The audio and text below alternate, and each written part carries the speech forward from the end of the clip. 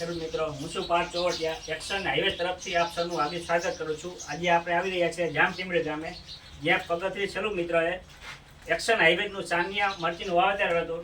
તો ખેડૂત મિત્ર પાસે પૂછીએ કે તમને કેવું લાગ્યું. નમસ્કાર. સારું હતું. શું નામ તમારું? ભૂપતભાઈ માકડિયા. ભૂપતભાઈ માકડિયા, ગામ જામટીમડી. અને તમે કઈ મરચીનું વાવેતર કરેલું હતું?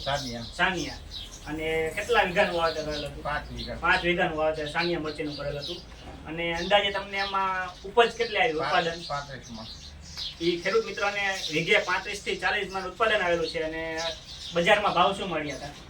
શરૂઆતનો 5500, પાછા 4851. 5500 થી 4800 સુધીના ભાવ મળ્યા હતા. અને અંદાજે તમે વેચાણ કેટલાનું કરેલું છે? એટલે આમ લાખ રૂપિયા ઉપર થયો વીઘે ખેડૂત મિત્રોએ 1 લાખનું ઉત્પાદન લીધેલું છે.